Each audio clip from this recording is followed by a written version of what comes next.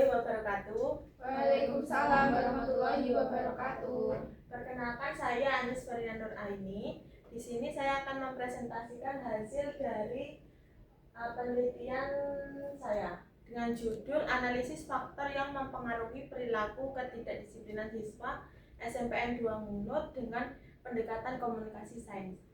Untuk latar belakangnya ini yaitu siswa SMP ini kan merupakan masa transisi dari anak-anak menuju remaja. Nah, pada SMP ini seringkali siswa itu berperilaku tidak disiplin, seperti kenakalan remaja atau bolos sekolah, kesulitan belajar, terus perundungan ataupun yang merundung, terus sulitnya mengelola mental atau emosi. Nah, ketidakdisiplinan ini tuh terjadi karena cara penyampaian yang kurang tepat dalam menyebabkan siswa memahami makna dan tujuan dari aturan yang ada sehingga cenderung mengabaikannya. Nah, untuk tujuan penelitiannya yaitu pertama ada mengidentifikasi faktor-faktor yang mempengaruhi ketidakdisiplinan siswa SMPN 2 Ngunut.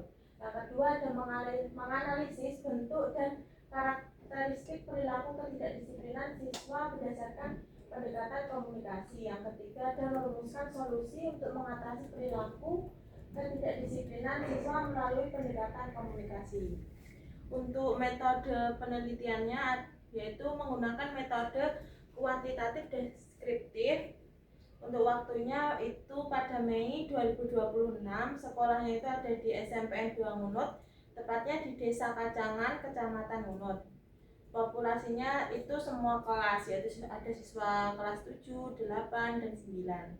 Untuk instrumen penelitiannya itu menggunakan kuesioner disusun berdasarkan indikator yang mengacu pada Greenstein pada bagian keterampilan komunikasi. Untuk analisis datanya yaitu menggunakan rumus presentase skor yang diperoleh per skor maksimum dikali 100 sehingga didapatkan presentase. Kemudian dikategorikan mengacu pada Rahman dan kawan-kawan 2025. Untuk kategorikannya ada ini. Selanjutnya ada pembahasannya itu didapatkan 30 responden dengan hasil analisis data sebagai berikut.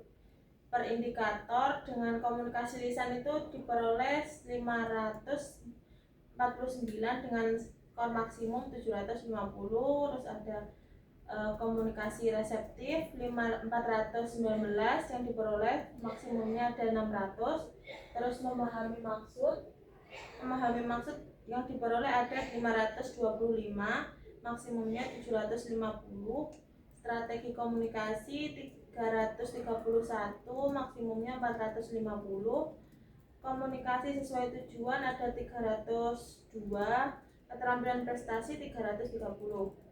Untuk presentasenya ditampilkan pada grafik ini. Itu yang tertinggi pada indikator strategi komunikasi sebanyak 73,60% yang dikategorikan tinggi. Nah, ini tuh dikategorikan tinggi karena siswa mampu memahami dan merespon komunikasi yang terjadi dalam proses pembelajaran dengan cukup baik.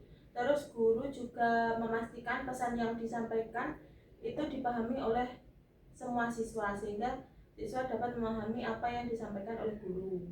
Terus yang tingkat kedua itu sebanyak 73,2% pada indikator komunikasi lisan yang dikategorikan juga tinggi, namun masih tinggi yang indikator strategi komunikasi. Nah, indikator komunikasi lisan ini tinggi karena guru menggunakan kalimat lugas, santun, dan tidak berteriak-teriak. Terus namun masih ada 26,8% yang belum terpenuhi karena perbedaan persepsi antara guru dan siswa. Terus persentase yang terendah itu pada indikator komunikasi sesuai tujuan sebesar 67,1% yang dikategorikan sedang. Nah, ini itu siswa kurang mampu menyampaikan informasi secara rapi. Terus ketidakmampuan mengatur informasi. Terus faktor-faktor yang mempengaruhi itu ada rendahnya kemampuan membaca pemahaman, kurangnya perhatian konsentrasi saat pembelajaran, terus ada keterbatasan kosakata, rendahnya kepercayaan diri, terus kurangnya kemampuan menyusun dan menyajikan informasi secara terstruktur. Terus dari keseluruhan, yaitu keterampilan komunikasi, itu diperoleh skor jumlah dari seluruh indikator, skornya itu 2456 dengan skor maksimum itu 3450. Persentase yang didapat itu 71% yang termasuk kategori tinggi. Faktor-faktor yang mempengaruhi itu ada gurunya itu kurang menyesuaikan gaya komunikasi siswa, terus penggunaan medianya yang kurang tepat sehingga pesan sulit dipahami, terus interaksi sosial yang kurang baik antar siswa dan guru. Solusi dari permasalahan-permasalahan tersebut yaitu guru perlu melakukan pendekatan personal terlebih dahulu, mengenali karakter siswa, serta menyampaikan pesan disiplin dengan cara persuasif dan sesuai dengan kondisi emosional siswa. Terus juga menggunakan media visual untuk membantu siswa dengan gaya belajar visual atau kinestetik untuk melatih keterampilan metakognitif siswa, atau merencanakan, memantau, mengevaluasi pemahaman, serta menciptakan lingkungan kelas yang kondusif. Untuk kesimpulannya yaitu ketidakdisiplinan siswa SMPN 2 Ngunut disebabkan oleh faktor komunikasi internal dan eksternal. Meski kemampuan komunikasi mereka itu tergolong cukup baik, solusi utamanya yaitu dengan meningkatkan kualitas instruksi guru, terus penggunaan media menarik, serta dukungan kondusif dari keluarga dan sekolah. Nah, untuk artikelnya bisa dibaca pada slide berikut ini. Untuk para teman-teman, apakah ada yang ditanyakan?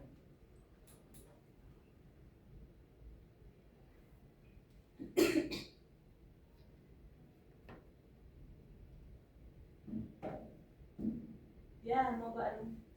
Nah, izin bertanya kepada Anis, tadi kan sudah dijelaskan tentang penelitian dan hasilnya. Saya ingin bertanya tentang strategi konkret apa yang paling efektif untuk meningkatkan komunikasi siswa sesuai tujuan.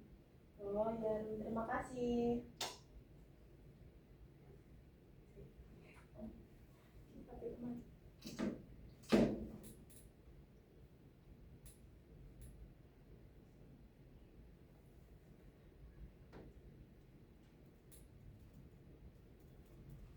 Izin langsung menjawab ya, Rum. Nah, untuk pertanyaannya yaitu strategi konkret apa yang efektif untuk meningkatkan komunikasi sesuai tujuan siswa. Ini strateginya yaitu untuk mengawali setiap pembelajar dengan menyatakan tujuan belajar secara jelas, terus menggunakan pertanyaan pemantik seperti apa yang akan didapatkan setelah mengerjakan tugas ini ataupun persepsi. Terus melatih keterampilan metakognitif siswa seperti meminta mereka menuliskan sendiri tujuan tugas sebelum mengerjakan, terus memberikan umpan balik agar perilaku disiplin itu terlaksana. Apakah sudah menjawab? Sudah, terima kasih. Terus adakah pertanyaan lagi? Silakan Saul. Baik, Anis, saya izin bertanya, bagaimana sekolah itu mengatasi ketidakdisiplinan siswa jika orang tua itu kurang punya waktu atau kesadaran dalam mendidik si siswanya ini? Oh iya. Baik, saya langsung menjawab aja ya Saul.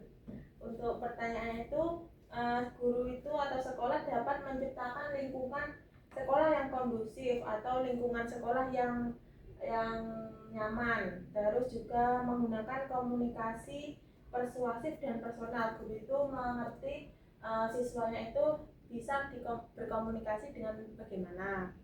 Terus menyediakan media komunikasi yang sederhana atau buku penghubung grup kelas ataupun pesan singkat yang tidak membutuhkan waktu banyak bagi orang tua. Terus melatih kemandirian siswa melalui penguatan intrinsik seperti pujian atau penghargaan sederhana. Begitu Nisa Aul, apakah sudah menjawab? Ya. Baik. Sekian, terima kasih dari perhatian teman-teman. Mungkin saya ada salah kata, mohon dimaafkan. Sekian, terima kasih. Wassalamualaikum warahmatullahi wabarakatuh. Waalaikumsalam warahmatullahi wabarakatuh.